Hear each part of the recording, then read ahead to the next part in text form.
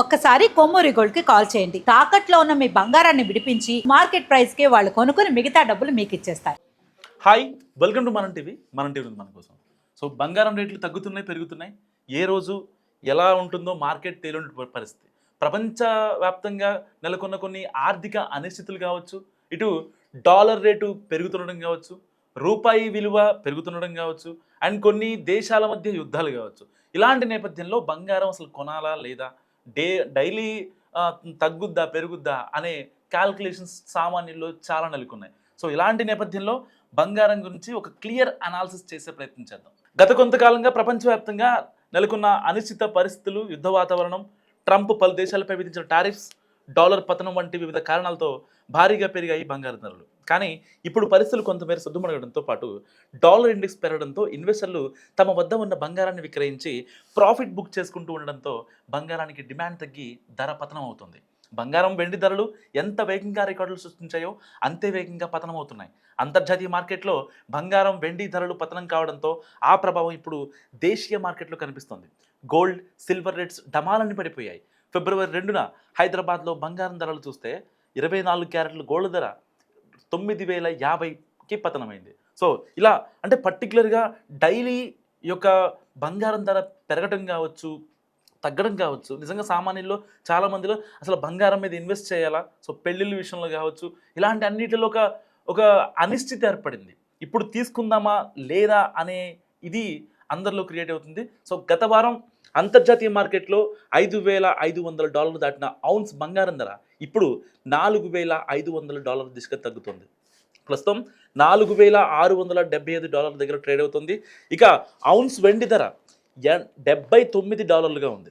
ఈ సమయంలో బంగారం, వెండి లోహాలను కొనుగోలు చేయడానికి ఇది అనువైన సమయమేనా అనే సందేహం వినియోగదారులు నెలకొంది. సో ధరలు ఇంకా తగ్గుతాయా లేదంటే మళ్ళీ ఇంకా పెరుగుతాయా అనే సందిగ్ధంలో చాలామంది ఉన్నారు. మరీ ముఖ్యంగా రికార్డు స్థాయి ధరలతో బంగారం కొనడం ఎలా అని ఆందోళన పడ్డ మహిళలకు ధర తగ్గుదలతో కొంత ఉత్సాహం వచ్చింది. అయితే ధరలు మరింత తగ్గుతాయని కొందరు, లేదు మళ్ళీ పెరుగుతాయని మరికొందరు అంచనాలు వేస్తుండడం వారి ఉత్సాహంపై నీళ్లు చల్లుతుంది. దీంతో ఇప్పుడు కొంటే రేపు ధర తగ్గాక బాధపడాలేమో అనే ఆలోచనలో పడ్డారు.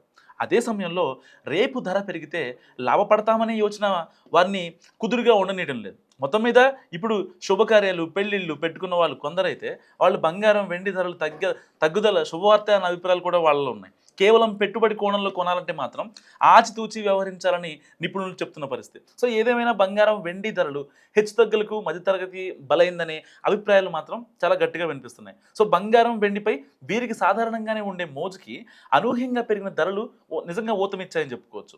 ధరలు పెరిగినప్పుడు పెట్టుబడి పెడితే లాభాలు కళ్ళ చూడొచ్చని ఆశపడ్డ మిడిల్ క్లాస్కు హఠాత్తుగా తగ్గిన ధరలు షాక్ ఇచ్చాయి. సో వీరికి సమాచారం ఆలస్యంగా తెలియడంతో మధ్యతరగతి మదుపర్లకు నష్టాలు తప్పలేదు. మామూలుగా ఇలాగే ఆశల నిచ్చెన వేసుకొని కొనుగోళ్లు చేసే రియల్ ఎస్టేట్లో కూడా మిడిల్ క్లాసే బాధిత వర్గంగా ఉంటుంది. ఇప్పుడు దానికి బంగారం, వెండి మార్కెట్లు తోడయ్యాయనే అభిప్రాయాలు కూడా ఉన్నాయి. ఎప్పటికప్పుడు కొత్త లాభాలపై ఆశలు పెట్టుకోవడం, షరామామూలుగా నష్టపోవడం మధ్యతరగతికి తప్పని దుస్థితిలా మారింది. ఎప్పటిలాగే అగ్రరాజ్యాలు ఆడిన రాజకీయ క్రీడ, డాలర్ డ్రీమ్స్, పెద్ద స్థాయి మదుపర్లు సృష్టించిన కృత్రిమ డిమాండ్ చివరకు మిడిల్ క్లాస్ మదుపర్లను నిండా ముంచిందనే వాదన వినిపిస్తుంది. ఇప్పుడు బంగారం ధర ఇంకా తగ్గితే ఇక ఏం జరుగుతుందో చెప్పడం కూడా కష్టమే అంటున్నారు. ఇదే కోవలో జారుడు మెట్లపై ఉన్న బంగారం, వెండి ధరలు మరీ దిగువకు తగ్గితే ఆత్మహత్యలు కూడా చూడాల్సి వస్తుందనే ఆందోళన కూడా లేకపోలేదు. బంగారం, వెండి ధరలు తగ్గుదల ప్రభావంపై కమోడిటీ మార్కెట్ పైనే కాకుండా గోల్డ్ ఈటీఎఫ్లపై కూడా గట్టిగా పడింది. కానీ ఫండ్స్ ఏకంగా 20% వరకు నష్టపోవడంతో ఇన్వెస్టర్లు ఒక్కసారిగా షాక్కు గురయ్యారు. బంగారం, వెండి ధరల్లో ఇంతటి భారీ హెచ్చుతగ్గులు ఇన్వెస్టర్లను ముంచేయకుండా ఉండేందుకు బాంబే స్టాక్ ఎక్స్చేంజ్ రంగంలోకి దిగింది. ఫిబ్రవరి 1 నుంచి గోల్డ్, సిల్వర్ ఈటీఎఫ్లపై 20% సర్క్యూట్ పరిమితిని విధించింది. సో దీనివల్ల నిజంగా ఆ మదుపర్లు ఎవరైతే ఉన్నారో వాళ్ళకి ఎలాంటి ఇబ్బంది ఉండదనుకోవచ్చు. సో గత ఏడాది బడ్జెట్లో బంగారం, వెండిపై దిగుమతి సుంకాన్ని సుమారు 15% నుంచి 6% తగ్గించారు. ఈ ఏడాది మరిన్ని మార్పులు ఉంటాయన్న ఊహాగానాల వల్ల కూడా మార్కెట్లో ఊగిసలాట పెరిగింది. సో అయితే ప్రస్తుతం దిగుమతి సుంకం దాదాపు 6%గానే కొనసాగుతుంది. ప్రస్తుతం బంగారం దిగుమతులపై 5% బేసిక్ కస్టమ్స్ డ్యూటీ కూడా కొనసాగుతుంది.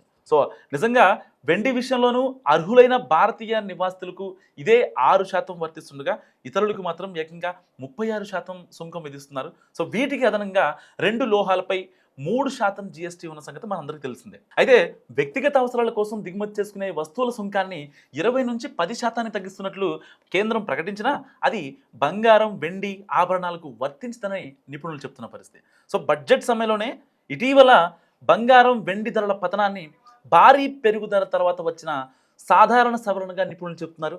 ధరలు పూర్తిగా కుప్పకూలే పరిస్థితి లేదని అభిప్రాయపడుతున్నారు.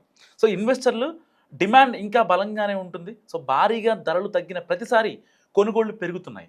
దీర్ఘకాలిక పెట్టుబడిదారులు ఒక్కసారిగా మొత్తం డబ్బు పెట్టకుండా దశల వారీగా కొనుగోలు చేయడం మంచిదని నిపుణులు సూచిస్తున్న పరిస్థితి. సో తాత్కాలిక ట్రేడర్లకు ఇంకా ఊగిసలాట కొనసాగవచ్చని జాగ్రత్తగా వ్యవహరించాలని హెచ్చరిస్తున్నారు. సో బంగారం, వెండి ధరల్లో వచ్చిన ఈ తగ్గుదల తాత్కాలికమేనని, దీర్ఘకాలంలో మళ్ళీ బలపడే అవకాశాలు ఉన్నాయని మార్కెట్ విశ్లేషకులు కూడా భావిస్తున్న పరిస్థితి.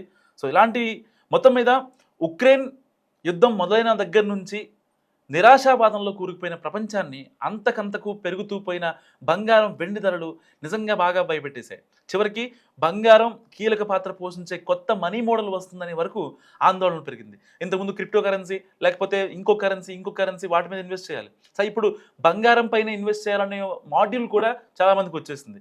ఇంతకుముందు వరకు ఇండియాలోనైనా యూఎస్లో అయినా కేవలం బంగారాన్ని ఒక ఆర్నమెంట్గా, ఒక ఆభరణంగా చూసేవారు. అంటే దాని మీద ఒక ఇన్వెస్ట్ చేయాలి, దీర్ఘకాలిక పెట్టుబడులు అని చెప్పి చూసేవాళ్ళు కాదు. సో అలాంటి దేశాలు కూడా ఇప్పుడు జంకుతున్నాయి. దాదాపుగా 400 టన్నుల బంగారం అమెరికాలోనే ఉంది. వాళ్ళు ఆ దేశ ఆర్థిక సంపదగా వాళ్ళు పెట్టుకుంటారనమాట. అలాంటి నేపథ్యంలో మరి వాళ్ళు ఒకవేళ ఆ బంగారాన్ని కనుక అమ్ముకోవడం లేకపోతే ఇంకోటి చేస్తే నిజంగా దేశాలు పతనం అయిపోతాయి.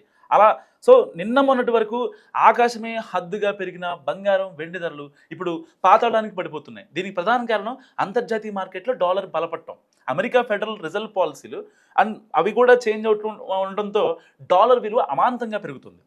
బేసిక్గా డాలర్ బలపడితే బంగారం ధరలు తగ్గుతాయి. దీనికి తోడు ధరలు గరిష్ట స్థాయిలో ఎక్కువగా ఉన్నప్పుడు ఇన్వెస్టర్లు పెద్ద ఎత్తున లాభాలు స్వీకరణ చేయడంతో మార్కెట్లో అమ్మకాల ఒత్తిడి పెరిగింది. సో అమెరికా ఫెడరల్ బ్యాంక్ చైర్మన్గా ఉన్న డొనాల్డ్ ట్రంప్ కెవిన్ వాష్ను నామినేట్ చేయడం కూడా బంగారం, వెండి ధరల పతనానికి కారణమై ఉండొచ్చని కూడా మరికొందరు చెప్తున్న పరిస్థితి. ఫెడరల్ రిజర్వ్ గవర్నర్ బోర్డు చైర్మన్గా కెవిన్ వాష్ను ప్రతిపాదించిన వార్తే ఈ భారీ పతనానికి కారణమైందని, కానీ అంతకుముందే మార్కెట్ పడిపోవడానికి కావాల్సిన పరిస్థితి తయారై ఉందని ఈ వార్త కేవలం ఓ సాకు మాత్రమేనంటూ విశ్లేషణలు వస్తున్నాయి. సో ఏది ఏమైనప్పటికీ వార్ష్ వడ్డీ రేట్ల విషయంలో సడలింపుల కంటే కఠిన విధానాలకే మద్దతు ఇస్తున్నారన్న అంచనాలు బలంగా ఉన్నాయి. సో ద్రవ్యోల్బణం తగ్గాలంటే అవసరమైతే అధిక వడ్డీ రేట్లు కొనసాగించడంలో కూడా వెనకడుగు వేయాలన్న అభిప్రాయం ఇన్వెస్టర్లలో ఉంది. సో ఈ అంచనాలే మార్కెట్లలో అమ్మకాల ఒత్తిడికి దారితీసాయి. సో కెవిన్ వార్ష్ నేతృత్వంలో ఫెడ్ పనిచేస్తే అమెరికా డాలర్ మరింత బలపడుతుందన్న భావన మార్కెట్లో ఉంది. సాధారణంగా డాలర్ బలపడినప్పుడు బంగారం, వెండి వంటి విలువైన లోహాలపై ఒత్తిడి పెరుగుతుంది. ఎందుకంటే డాలర్లో ట్రేడ్ అయ్యే ఈ కమ్యూడిటీల ధరలు బలమైన డాలర్ నేపథ్యంలో ఖరీదైనవిగా మారతాయి. ఫలితంగా అంతర్జాతీయ ఇన్వెస్టర్లు బంగారం నుంచి నిష్క్రమించడానికి మొగ్గు చూపుతారు. వడ్డీ రేట్లు ఎక్కువ కాలం అధికంగా ఉంటాయన్న అంచనాలు, డాలర్ బలపడటం, బాండ్ యాల్డ్ పెరగటం వంటి అంశాలు కలిసి సేఫ్ హెవెన్గా భావించే బంగారంపై కూడా అమ్మకాల ఒత్తిడిని అమాంతంగా పెంచేశాయి. సో ఇలాంటి నేపథ్యంలో ఒక కన్క్లూజన్కి వస్తే అసలు గత ఏడాది బంగారం, వెండి ధరలు ఊహించని విధంగా పెరుగుతున్నప్పుడే నిపుణులు కృత్రిమ డిమాండ్ గురించి చర్చలు లేవదీశారు. ఇక్కడ అంతర్జాతీయ అనిశ్చితులతో ఏర్పడిన భయాలు, ఇతర పెట్టుబడి మార్గాలపై ఉన్న అపనమ్మకం వల్లే బంగారం, వెండి ధరలు పెరుగుతున్నాయని కూడా ముందే చెప్పారు. కానీ అప్పట్లో వారి వాదనను మెజారిటీ మదుపరులు పెద్దగా పట్టించుకోలేదు.